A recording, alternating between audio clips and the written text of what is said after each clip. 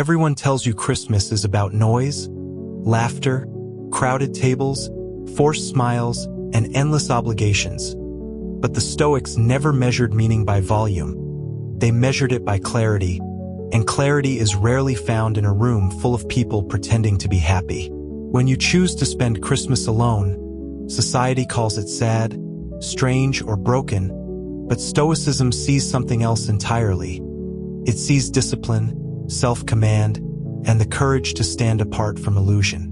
The ancient Stoics believed solitude was not loneliness. Solitude was training, and moments like Christmas reveal who you really are when the distractions disappear. This is not about isolation. This is about reclaiming your inner authority. Because the man or woman who can sit alone on the loudest day of the year without collapsing into fear is someone who has begun mastering themselves. Christmas alone is not absence. It is presence, presence with your own thoughts, your own past, your own future, and that is where real strength is forged. The Stoics warned constantly about external noise, not just sound, but emotional noise, expectations, opinions, forced joy, social performance. All of it drains the mind without giving anything back.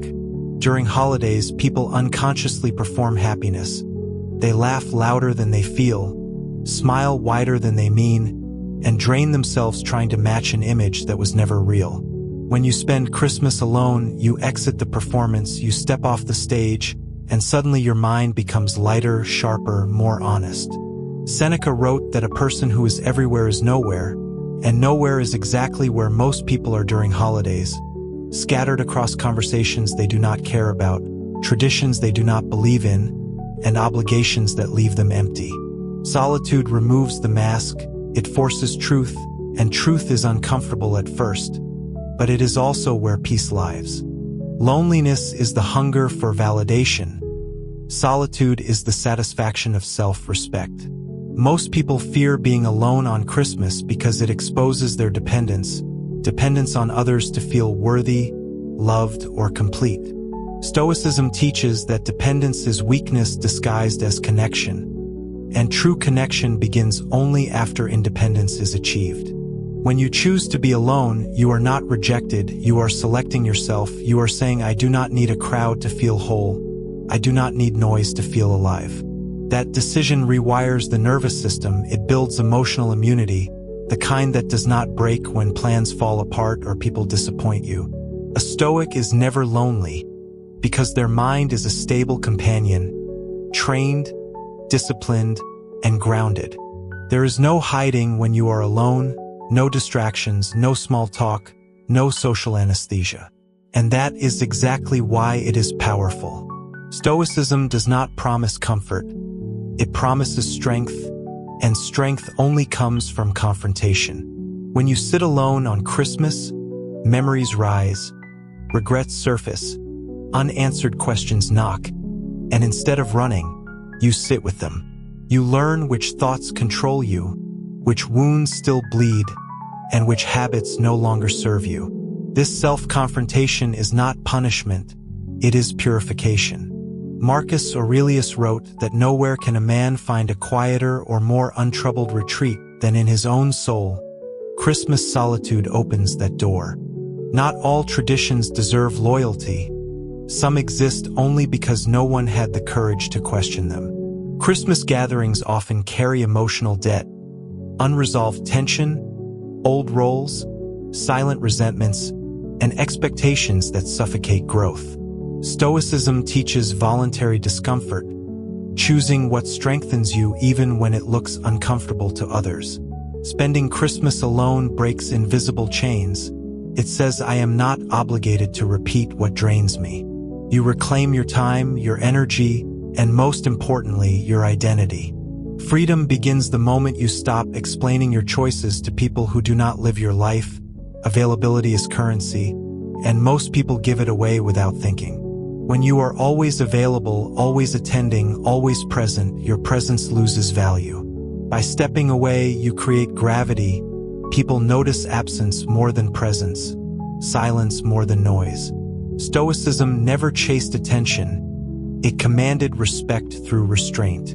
Spending Christmas alone sends a silent message. not to others but to yourself. I am enough, my time is valuable, my peace is non-negotiable. This internal message reshapes how you move through the world long after the holiday ends. This is not about hiding from the world, it is about training for it. A soldier trains alone before battle, an athlete trains alone before competition, and a stoic trains the mind before life tests them. Christmas solitude strengthens emotional endurance, patience, and clarity.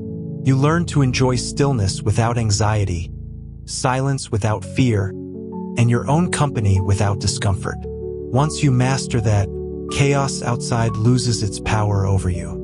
Look closely at history. The strongest minds were comfortable in solitude. They were not antisocial, they were self-anchored.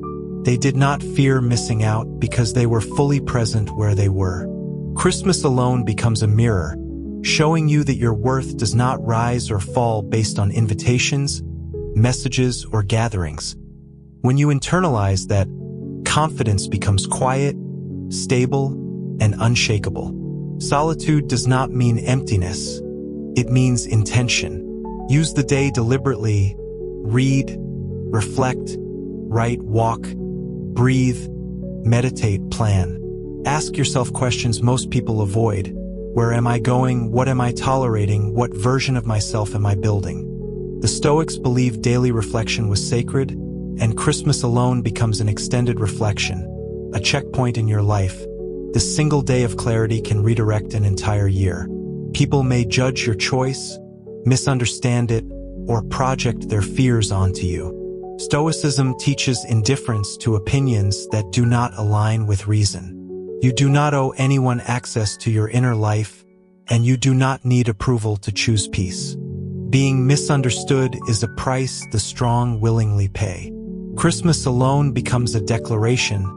I live by values, not expectations. There is no applause for choosing solitude, no validation, no likes, no praise. And that is exactly why it matters. True growth is invisible, internal, and silent. When you wake up after Christmas feeling grounded instead of drained, clear instead of exhausted, you realize something shifted. You did not lose anything, you gained yourself. If you are spending Christmas alone, understand this: you are not behind, broken, or missing out. You are practicing something rare, self-command in a world addicted to noise. Use this day to sharpen your mind, strengthen your soul, and reconnect with the one person you can never escape, yourself. And if this message resonated with you, take a moment to reflect and share your thoughts in the comments. Your experience might help someone else who is sitting in silence right now. Subscribe to Stoic Spark for more deep Stoic wisdom, and press the bell icon so you never miss a lesson designed to strengthen your mind and your life. Silence is not empty. It is full of answers, if you are brave enough to listen.